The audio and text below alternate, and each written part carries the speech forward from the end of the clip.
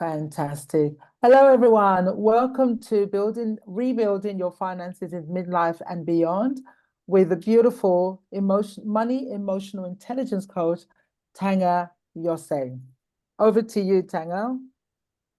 Hi, everyone. So good to have you join us today for this special masterclass. And I just want to thank you, Faith, from Silver Sirens, for inviting me to be here today. I always believe that things happen in its perfect timing. And sometimes when that gets dropped in on us, we jump in. And so I'm really super happy to be here. And we're going to be talking about rebuilding our finances in midlife and beyond. And I'm really excited about this. Why? Because I lost everything just before then, and it was my journey to rebuild as well. Now, I'm going to do a little bit of sharing some slides, only because that keeps me on track. Otherwise, I can go off in so many different tangents.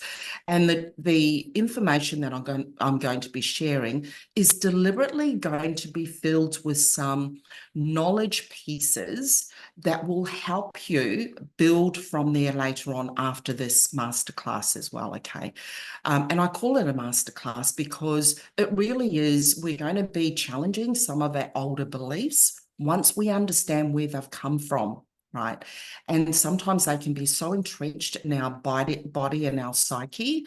When we get to ask ourselves the question, what do we want to look different now looking forward? So I'm going to go into that in a little bit more detail. The focus here is to look at the holistic view of money, our relationship with money, and then how we use our new skills to make decisions about money. And that could be budgeting. It could be the way that we spend or don't spend. It could be the way that we're avoiding certain things like opening bank accounts, opening credit card accounts, or even avoiding having money conversations with people because there might be a lot of heaviness that might be sitting there.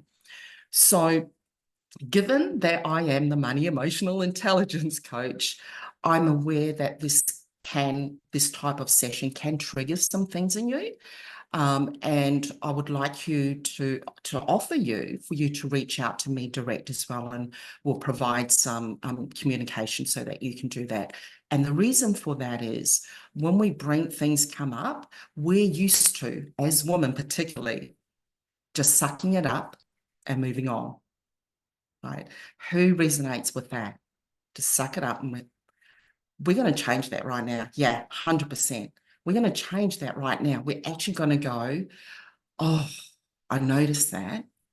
I'm going to love on it. I don't know where it's come from. I don't know why it's there, but I'm going to resource myself. And these are the things that we're going to cover through today's session.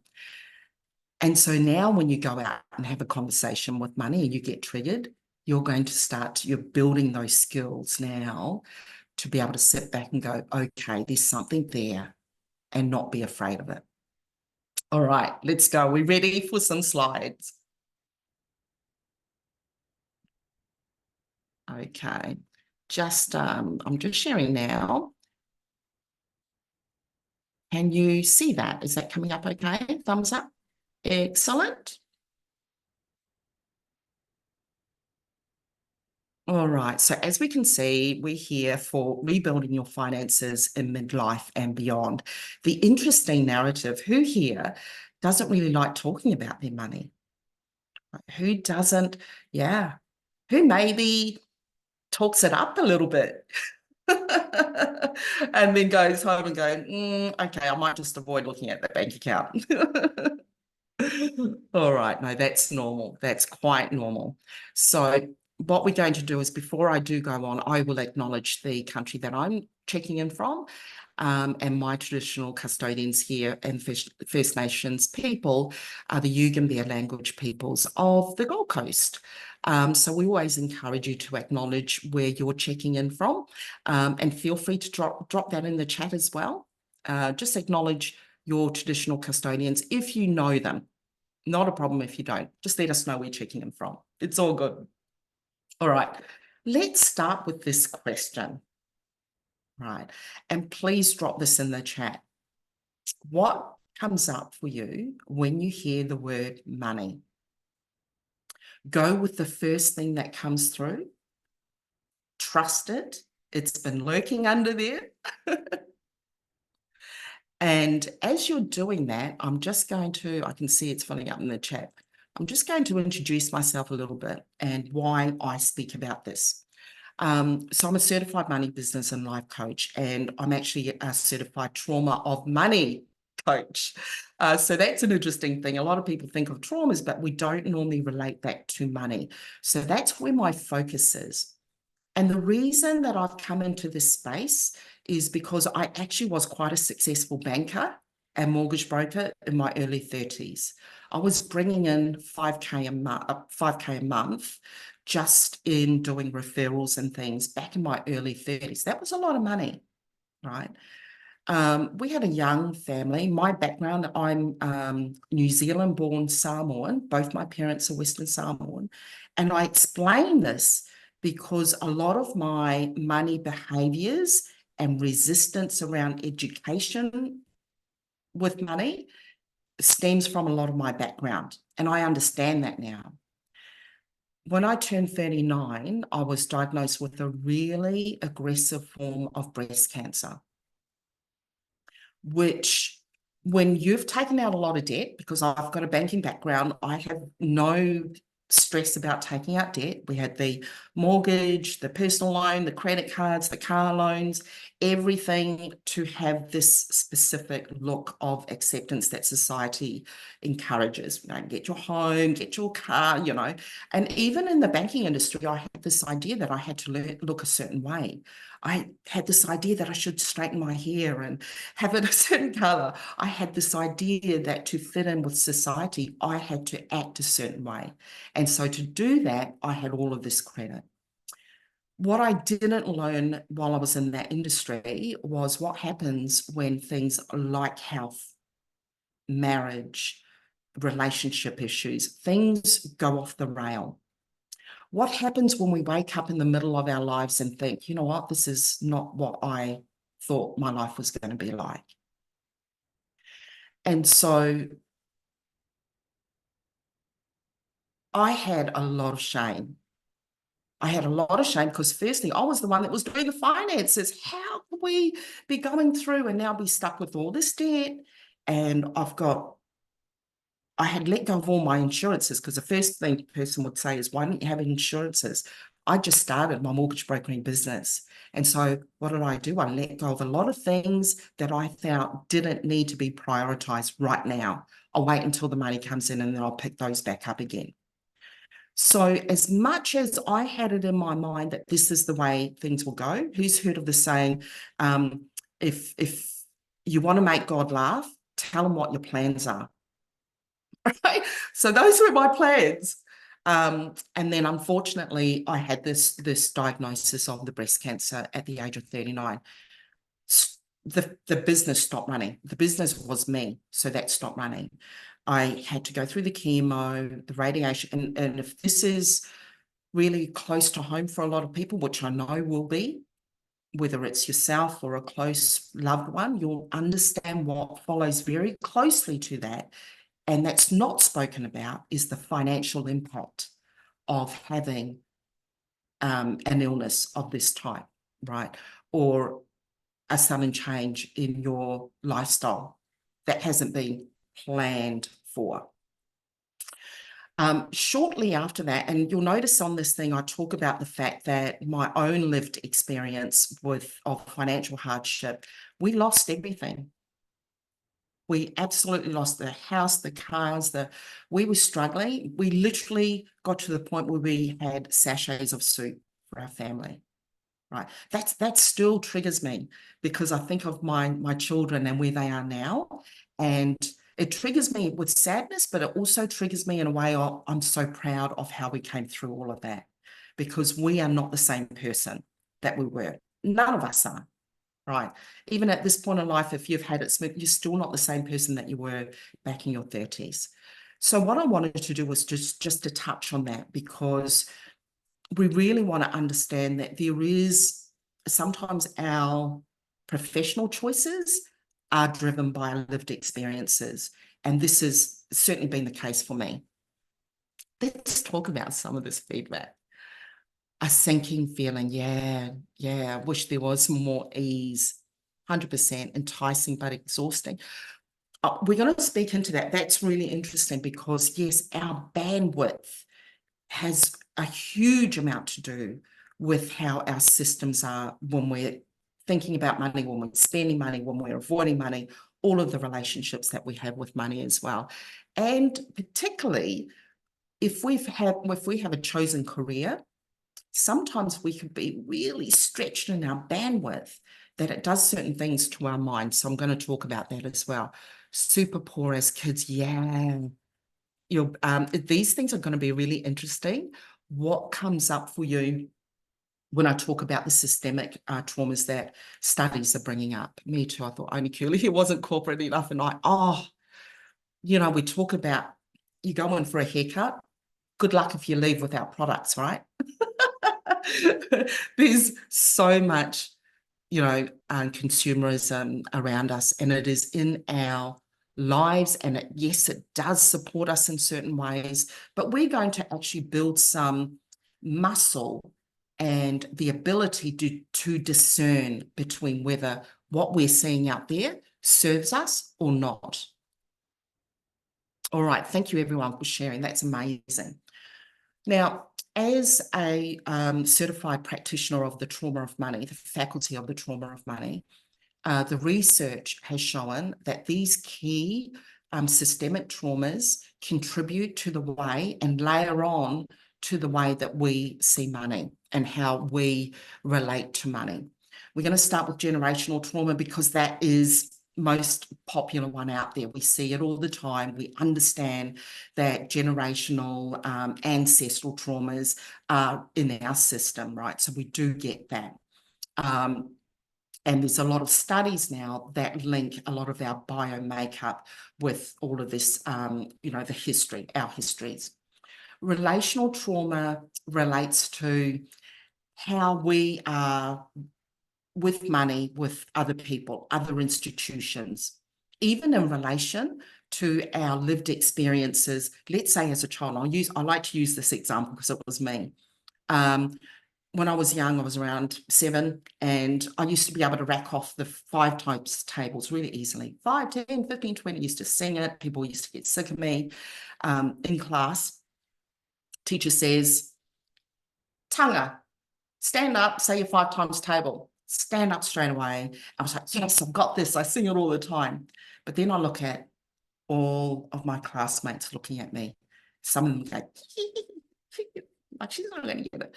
The minute that happened, my visuals started to cave in. My mind started to drop.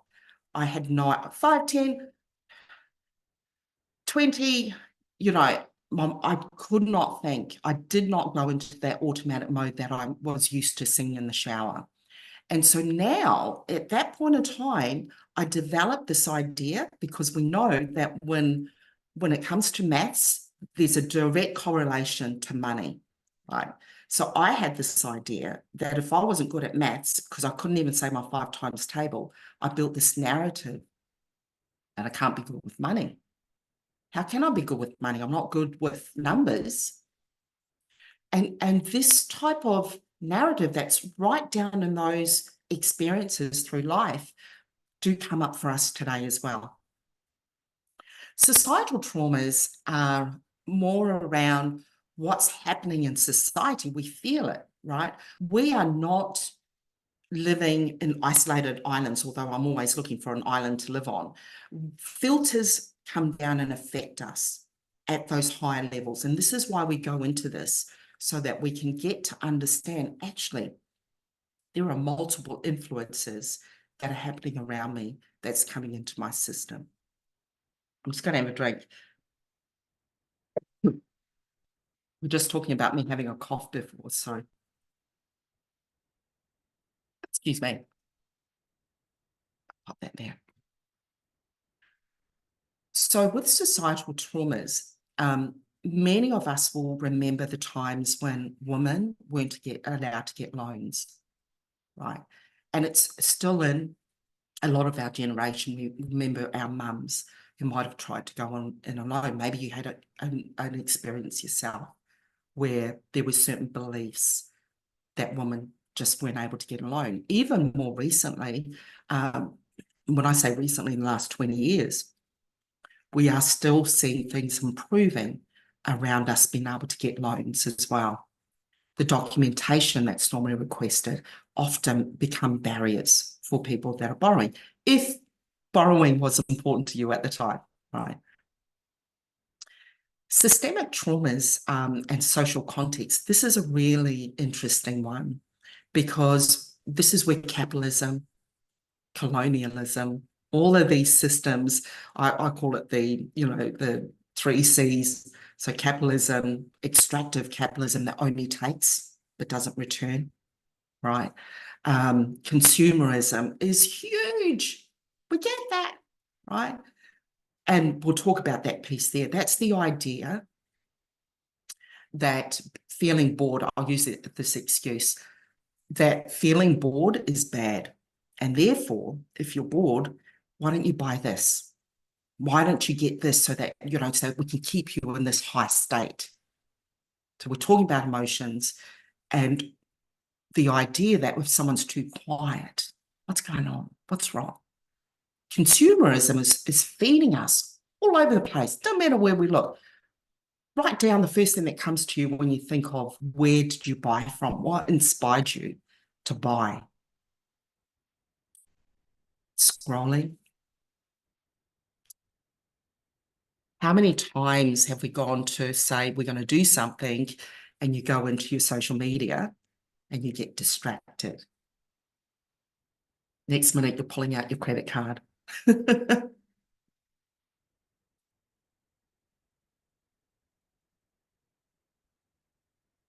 So as much as we are going through some really quick things here, I really want to invite you to explore that these are things that are real, right? A loyalty to a brand, 100% I buy because I get an instant hit. Yeah. Yeah, and this is what we're talking about, that the dopamine hit, the marketing strategy, that idea that life would be better if you had this in your life. Laws of nature, many of us will get this, is the idea of reciprocity is one of them. It's the idea that I give so much, but I might not be receiving back. How does that land with you?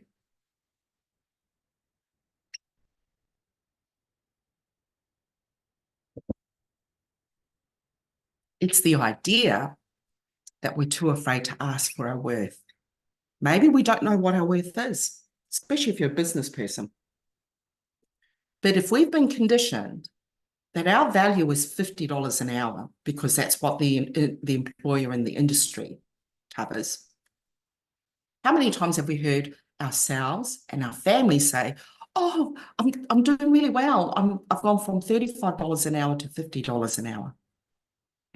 We bring our value down to the hourly rate that an external industry has put on us. That's when it's challenging us when we become business owners. Because now we start thinking about our value. What's the value of the transformation that I can provide that client? It's not an hourly rate. It's all the study, it's all the practice, it's all the lived experience that I bring to that session. Completely different views. But often in the laws of nature, we get to go, okay, that's what's happening in my system right now. Notice financial literacy is the last thing. Actually, let me go back to laws of nature, because this is important. Particularly when it comes to money, laws of nature sit around the idea that there's a dominant cultural idea about how money is spent, how you manage money. It's the idea that there's been a very dominant culture around how financial literacy is taught. There's a lot of conspiracy theories out there as well, that there's, top 10 men in the US that, create puppets out of the whole banking industry. There's just all sorts of things that go on out there. But we have this idea that there's a certain way to deal with money. Now, if you've got some different cultural backgrounds, you'll understand your own culture already. Like my Samoan background is very much about whatever comes into you is ours, is for me to help my community, my family, my community. I don't share anything about my finances, but it's not unusual for us to be seeking and supporting each other in different family needs. And that can lead to some challenges, 100%. We'll talk about that a little bit later.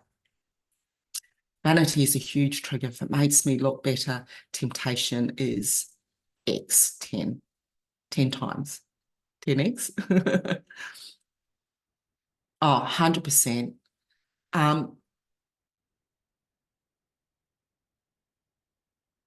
I've just noticed when I saw the word vanity come up for me, I was like, oh, because when I've grown up, we don't think about vanity. And so I have this negative attachment to it. And that's not saying anything bad, it's just me. So now I get to go through the process of, oh, that's interesting. What's happening there? Where's that coming from? And in this space, this is what we ask of ourselves, is to give ourselves permission, firstly, to notice what comes up, and then second, to ask ourselves, oh, where does that come from? Right? When we go through these, we're going to talk a little bit about the word shame. Shame around money, shame around talking about money, and pro-social shame. So I'm going to bring those up in a little bit so that we understand the difference. Now, the interesting thing about all of these systemic things that go on, and if you can layer on, how many of those really resonate with you strongly, even if you picked one or two? What two things in that chart resonate with you?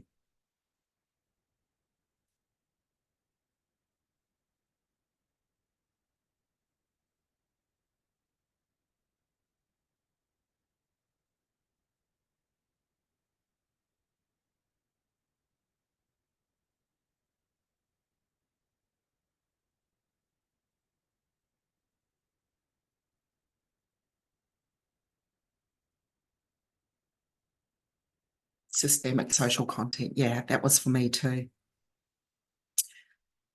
Yeah. Generational trauma, 100%.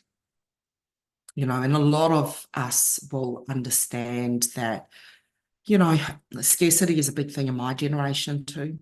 So, and my husband's as well, at two different levels. So he'll continue to stock up even though we've got everything for a month. Generational and lack of early education literacy. Oh, yeah.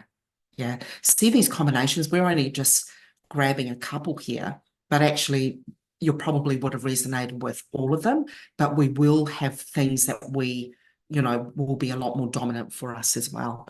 And I encourage you, if you're watching this on the replay, to just give yourself a moment and jot those down. All right. So what happens? It's all very well to understand this, but what actually happens when our system is triggered?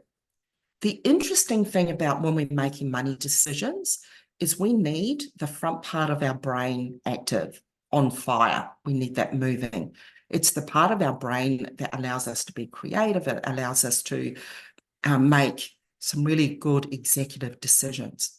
However, if any of these things are triggering our system, I'm going to use this little diagram here, diagram of Dr. Dan Siegel's, that really explains quite simply what happens to our brain. So if we think of that as our brain, right, and the fingers over our thumb is the part of our brain that thinks, right? The thumb is the emotional brain. Okay, so that's where our emotions and memories are held. And then the fingernails are our problem-solving part. The really interesting thing is what happens when we're triggered by a trauma or a memory that's held in our body. So how many times do we think, why did I react that way? Our body is more intelligent now than our brain at the moment, because it's gone, you know what? We're going to get rid of this. We're in a fight, flight, or freeze or fawn phase. We don't need our thinking brain. We just need to survive. Boom. That thinking part of our brain is out of action. You've automatically gone into a fight, flight, or freeze. You don't have the capacity to think of a budget. You don't have the capacity to think statistics. You don't have the ability to even forward plan, right? Because your system's hard out going to help you survive whatever's coming at you. And this is whether it's real or not. I think a lot of us in this space will understand this.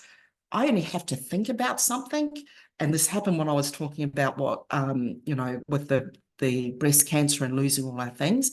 I tear up. It's still in my body. It will never go, and I don't want it to go. But I understand when that's happening is a short piece. I also understand when I'm talking about things that trigger me, I'm not going to jump into a budget. I'm not going to go into my banking, because that part of my brain is actually trying to keep me surviving. It doesn't understand that actually right now in this moment, I'm talking to a bunch of amazing women and we're all safe. Okay. Any questions on that? Does that make sense? Okay. Let's think about this a little bit more. Okay. I'm going there because I know that you've got the capacity to take things in. Now, often, most of us know the standard ones, the fight, flight, or freeze. What a lot of people don't understand, which is one that I don't know if a lot of you will resonate with, about fawning. Fawning is me. I did not understand that that was a survival mechanism, right? And the interesting thing about that is that also comes back to when we don't understand our worth. Often we're trying to survive that communication, and therefore we'll just allow people to take control. Right. So remember these things, because when it's turning up and when you notice, I'm number one people pleaser here, right? I will burn myself out just so that I'm accepted. It's a survival technique that I stay in the tribe. I've now gotten to a point where I know what tribe is safe, right? And I don't mind helping out in a safe tribe. But when I'm in a tribe that's taking, and I'm not receiving in that reciprocity, I know it's not a healthy space for me. So how's that? Which one stands out for you the most at the moment? Or what might be surprising? Is there anything in there that might be surprising? And as you're doing that, let me put it into the context of spending. Christmas, all those big anniversaries that come in. The woman that I've worked with when I was in community service, so if you haven't heard of it, Good Shepherd, I was one of the coaches there. I was a senior practitioner coach. They have a program called the Financial Independence Hub, and it's for women that have come through domestic violence and rebuilding their finances. So our team helped our participants to rebuild their finances with a grounded system. And so the fawning and when we started to understand a couple of stories, one story I will have is a client that I work really closely with, and she's doing amazingly at the moment. At the time, she was buying a lot of things through Afterpay for her children because they'd just come out of, a bad situation, and she wanted her children to feel normal, right? Who doesn't want their children to go to school with the same uniform, the same shoes, the same brand of shoes, the same laptop? I don't want to be hiring or borrowing a laptop. I don't want to be seen as different. And so sometimes we go as parents, that ability to just go out there and find a way. Yeah. That I wouldn't say that that's people pleasing so much, but it's more about understanding, how does money come into that though? How does spending come into that? If you've had a bad road rage situation on the highway and you get to a shopping centre, I'll go and buy something to eat. And so because my system doesn't feel safe, and I began to understand that actually, wow, I am self-soothing. That's a faith. And often self-soothing is important, but we get to grow that muscle about, okay, is looking, let me say, is buying a $10 coffee every 2 hours the only way to self-soothe, right? Or is there a better way that I can self-soothe? And we'll explore that as well. It's called resourcing ourselves. Any questions so far? I know I'm dumping a lot of information on you, but I hope it's going at a pace that's okay. Good. Okay. I'm going to go into a little bit of diagrams to build on that. We're going to look at the 6 phases of our approach to money. What does that mean? It means that if we're going to have a trauma-informed approach to the way that we deal with money now, we're going to go through some things first. Number 1, and you'll notice that that takes layer like a foundation. This is our system. That's our system regulating, going up and down, up and down. When we panic, when we're feeling triggered, when we've had someone go up our, try and cover too closely on the freeway, we notice that we feel triggered, and that's okay. It's normal. It's a normal human experience that we're going to have something trigger us. We notice, we might go take a little bit of a break. You've had a long session with someone, we know that we go off and have a little bit of a break. That is normal regulation. Let's talk about what are the things that work for you to self-soothe. Drop it in write it down or drop it in the chat. What of all the different things that you might do that's available to you? I've got a lot of pictures up there, but there's a lot of things that aren't in there. But just to get the idea, and if you think about the last time you thought, that feels good. If that's all it is, that's available to you at any time. You can call that in. I do that before I come on and do a session like this, because every time I think of that situation when I was 7 and everyone's going to look at me and think I'm a freak and what do you know? That still comes up. And so I do my breathing. I dance, I move, I make sure that that is okay. My body knows I'm going to be safe. It's okay. Swimming. Oh, I love your swimming too. Ocean swimming, meditation, cold therapy, binge TV. Yeah. Nice. Friends, 100% sit and look at the ocean. Oh, ocean's my thing. Love the ocean too. And the forest and nature. Let's think about that. A lot of this stuff doesn't involve having to think, how am I going to get to that? Right? We can even close our eyes and imagine my space. Take that deep breath. Breathing is the most accessible thing. More deep breathing to ground our system. 3 in, hold it there, and drop it out. And your system lands, right? Now that part of my brain is back in line. Great. Now, phew, I can go. We do this, my husband and I go, and we go, hey, we've got to get this, we've got to get this. And then we'll go, let's just go have a coffee. Let's just go for a little walk around. And if we really want it, we'll come back. Most times out of 10, we don't come back. All right, phase 2.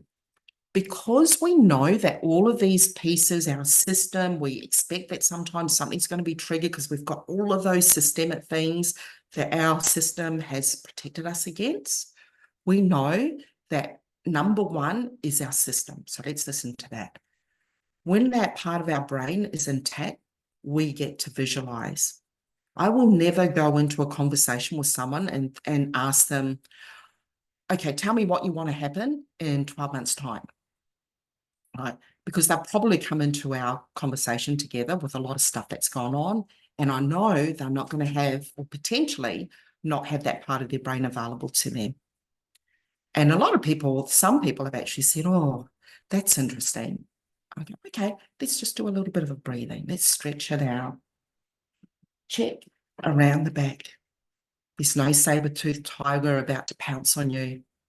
Your body's safe, right? So we start to reimagine what could life look like if you're midway through your life and the first part of your life is like, okay, I think I'll put that down as a lived experience. What does the future part of your life vision look like and feel like for you? Now, I'm going through this because I really want to deliver this, but you'll understand that that's where we spend. This framework that we use doesn't change. Taking stock. Here's the interesting thing with number 3. When people would come to me and we would go through the budget, and I used to be a financial counselor, I didn't know this stuff. So I would say, well, the first thing you do is go out and do a spending diary for me. Thinking, yep, that's good, easy. They'll go out, write down everything they spend. I probably saw 2 out of 10 people after that session. So I wanted to know why. And one brave soul said to me after she avoided me for 3 sessions, she said, Taga, when I had to do that spending diary, all I could think of was, now if I talk about that, I won't be able to do that anymore. The fear of the judgment that would come through that conversation when she, even just for herself looking at that, the fear of the shame in that. This is what underlies a lot of whether we have a conversation about money or whether we turn up as our real person. In the past, I could never say to you as a banker, as a mortgage broker, that we lost everything. I would completely freak out. I couldn't tell people that. But now that it's grounded in my system, that it's okay, it was based on what I knew at the time, I can take stock of that without judging myself. But the shame was so heavy. The interesting thing about having that conversation, it depends on the environment that you're sharing with. And let's touch on that. This is called pro-social shame, where you and I can share and be authentic and talk about things that are really happening. And we're good at this as women, as midlife women. I know that I'm going to be supported. I know that someone's going to go, I hear you. I get it. I get that used to, and I know that I'm part of the tribe then. So when we are talking to our family members, our friends and things like that, sometimes all they want is someone to hear them, hear about what's going on. You might not have the answers, but just the fact that you've held space for them is powerful. Okay, 4th is the harmonizing phase. This part of the phase is where we say, okay, so we want a house, right? We put up a plan, we move towards the house, but everything, once I built, and I used to do this myself, I would build in my savings and then go and sabotage it. I'd see it going, yay, yay, yay, yay, yay. And then my actions would go into a survival mode and take that away.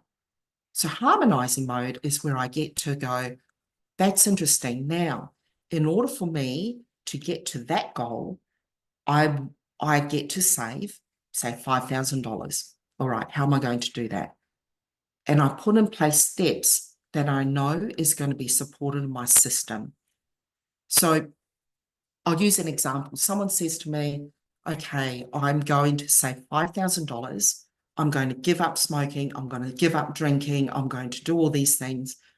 And once that starts to happen, we understand that we're setting ourselves up for failure because actually there's some behaviors there that will take a little bit more time, right? That's not sustainable. And I would cycle in this a lot. I would go out there, I'll go on a plan, and it didn't matter whether it was budgeting or dieting or anything. I would sabotage it because I wasn't in harmony. There was a lot of things I didn't know about. My system saying, you're not safe. You're missing out on food. So then I'd go and sabotage. Same sort of thing with money. Let's take a bit of a pulse check. How is this all landing? Do we have any questions at this stage? Thoughts? Comments? I'm conscious that we've got 10 minutes. I'm just giving you a little bit of a thingy for our questions and answers.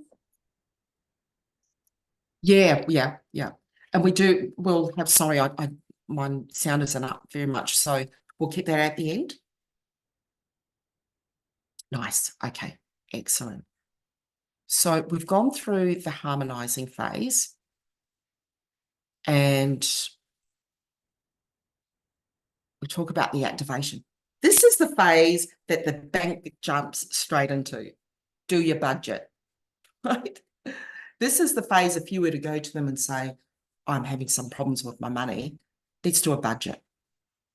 Right, activation is taking the action. It's getting the bank statements and looking at the bank statements. It's opening up your mail and things like that.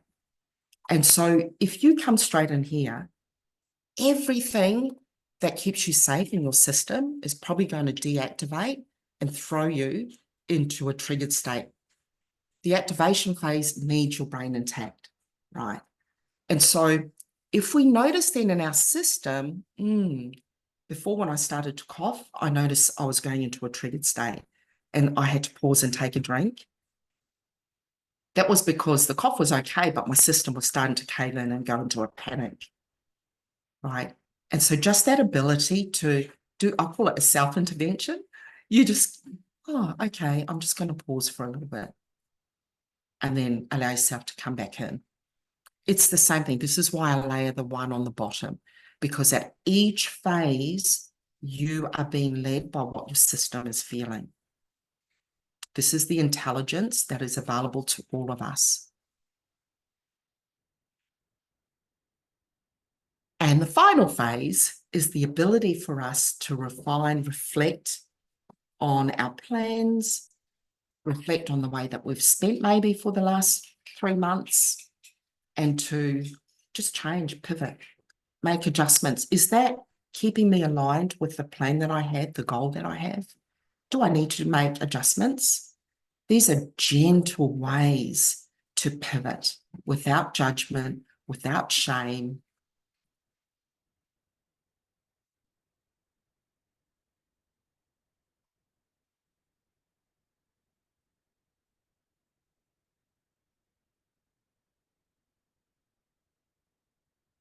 So what I'd like to just summarize with is, by increasing our awareness of our past and how our body operates and how that connects with our brain, we get to redefine our future, right? And we get to ask ourselves, who's really in the driver's seat? Right? Who's really in the driver's seat of me going out there on a triggered spending rampage? Or often I'll catch myself in a cart about to buy something and I'll come out of that cart because I've got my card. Oh, what am I doing? Wait, who's really in the driver's seat here? Is it the fact that Amazon said that these people bought all these things at the same time as buying this item? Who's really in the driver's seat? Is it, dominant cultures, society, media? Is it my idea that I need to be accepted driving this purchase? Whose judgment is that? Whose shame is that? Right? And when we get to understand that, we can then choose whether we continue with that or not.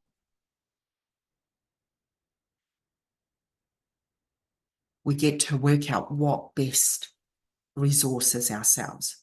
When we can feel our system is gone into a triggered state, what are the things I have available to me straight away so that I can look at that budget now, so that I can open that bank statement now?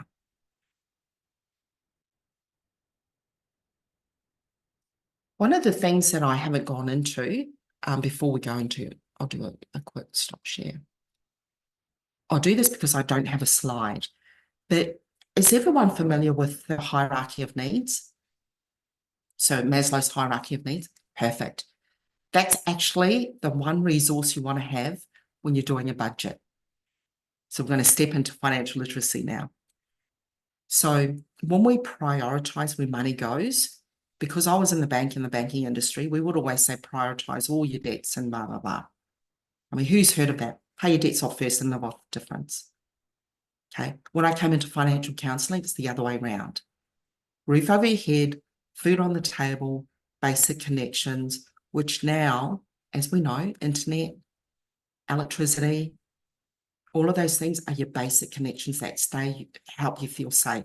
The human model. So if you're watching this and don't know, just type into Google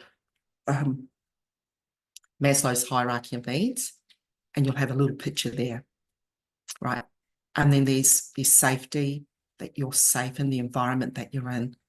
Anything that comes into your bank account needs to go to those things first, right? Part of that also is you being in the fullest version of yourself, right? What do you need to cover that? What do you need that if you're looking for a job, that you get to go to the job and you know that you're going to get home safe? What is it that you need so that when you turn up to any interview or conversation that's really important, what do you need to feel safe, right? That's where your finances needs to go to first, right? And then we move towards being the highest version of ourselves.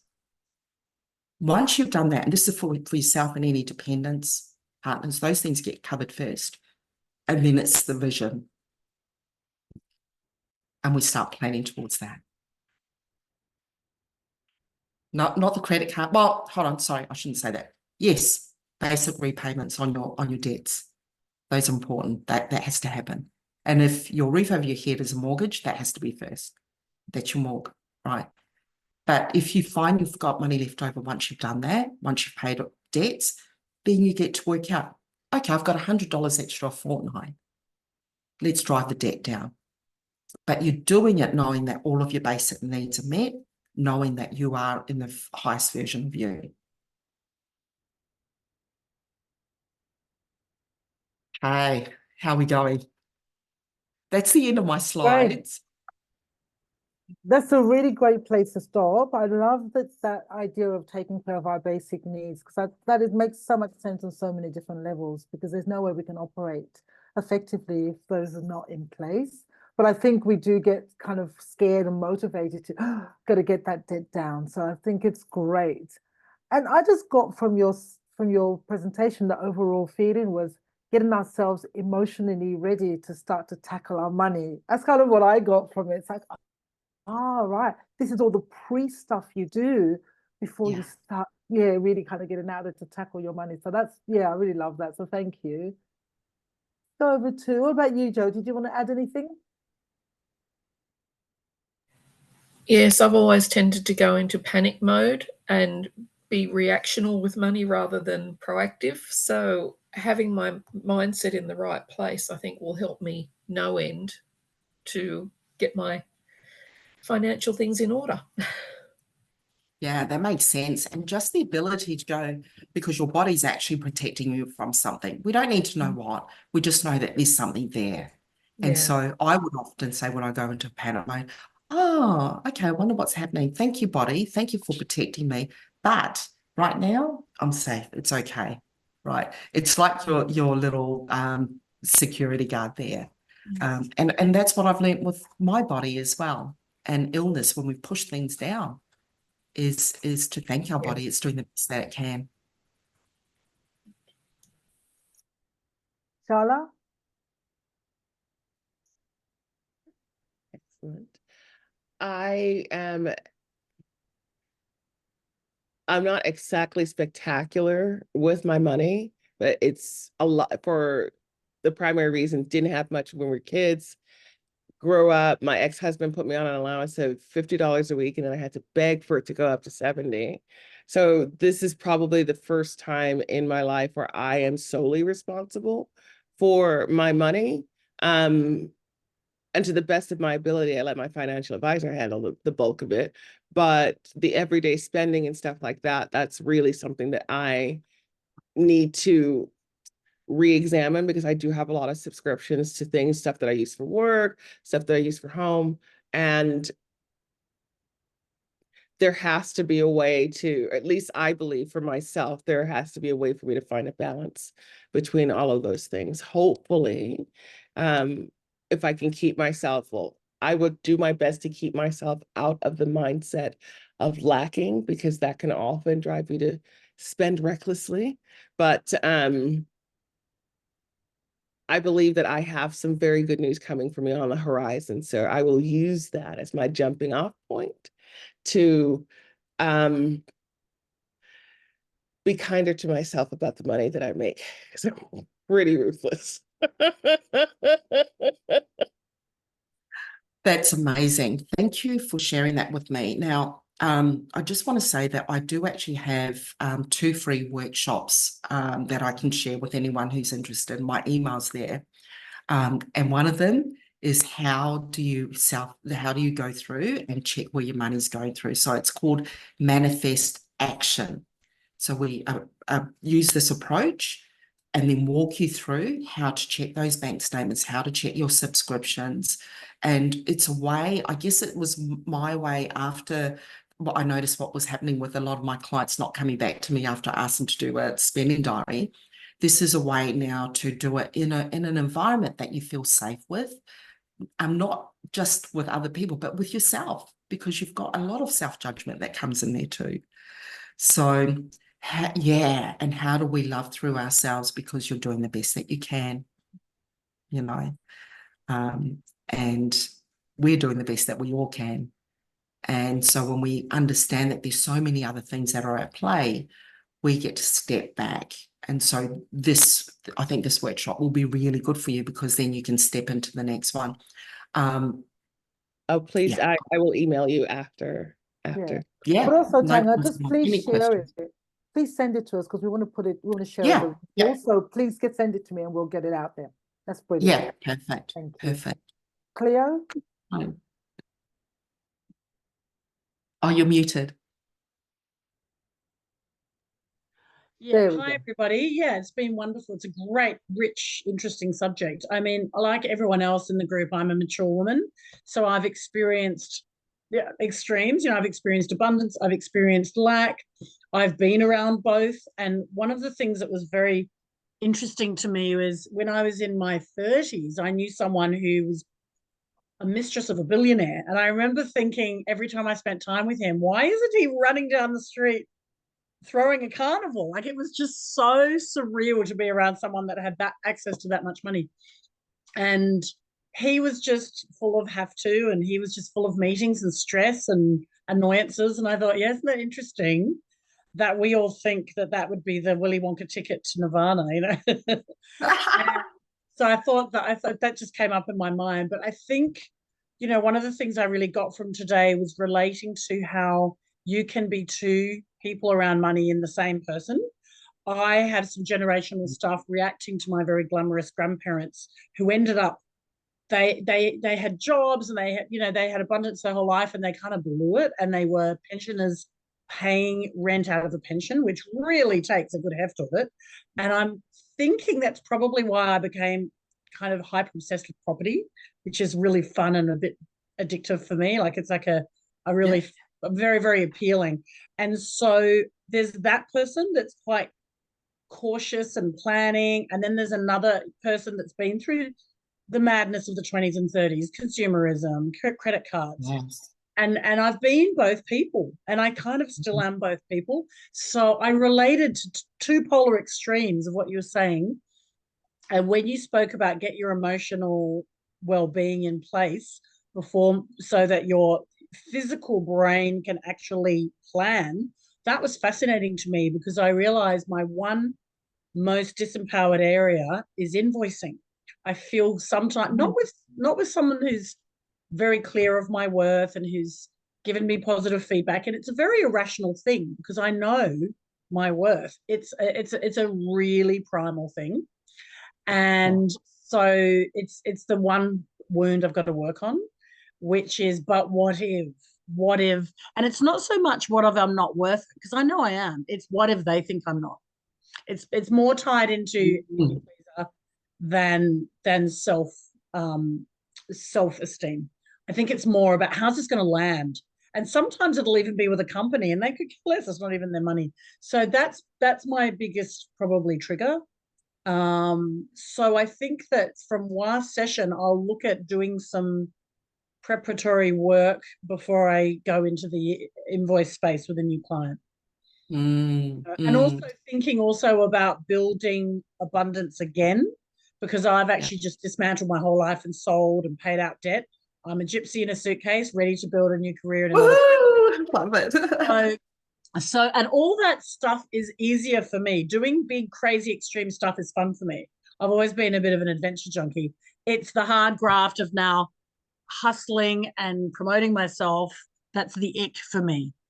Doing the big crazy things is actually fun for me. It's okay, now I'm actually going to have to put rubber to the road and go out to everybody in another country and go, you need to hire me, and here's why. So that's when that will come into play. So again, you talking about a physical phenomenon of what happens to me that makes me go into paralysis instead of being my usual knowledgeable, confident self.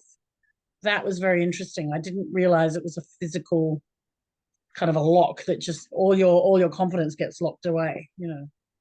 Yeah. I'm really hearing you around that invoicing space, and not so much like you say, you understand what your value is, but then communicating that to the people that you're invoicing.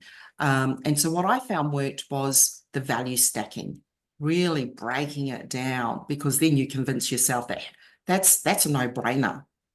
It's almost like the service that would be offering that is like, oh, heck yeah, why wouldn't we? Right. So try that and see if it works for you. Oh, and you mean like itemizing all the components of what you did? Yeah. And it may not necessarily need to go into the invoice. It may not need to go into the invoice, but maybe it does. Yeah, I like what you said about it for yourself, though, when you thought about all the things that you bring to it. And, I know you, Claire, there's so many things that you bring to it. It's not just a copy or just that. There's so much, expertise. So when you're clear about it in yourself, is what I'm hearing Taga say, then it's more easy to be confident about sending that invoice. You know what you bring. Love it. Beautiful. Okay, this has been good. Yeah, no, it's been really great. Any last minute words? Anyone want to say any other thing? I mean, I particularly liked, I know I've kind of said it, but I liked our activation phase was the number 5. And like you said, most people will do that number 1. And I can understand why people's energy field collapse. And I think when people talk about manifesting, that's where there's this disconnect where people go straight into, I want to manifest, but they haven't prepared their nervous system for it, and it collapses. That makes so much sense. That's why we do it at 5. So I really love that. And I also loved who's really in the driving seat. Sometimes when I'm doing something that's specifically around higher level, pitching for money, my wounded girl gets in there who's expecting a no, and I kind of need to take care of her and get her out the way, put her nicely out of the way. Yeah. Love that. There was one last thing. We were talking a little bit when you were talking about shopping being a dopamine hit. I saw something that changed my life. It's a great animation. I'm sure you guys have seen it, but in case you haven't, it's called The Story of Stuff.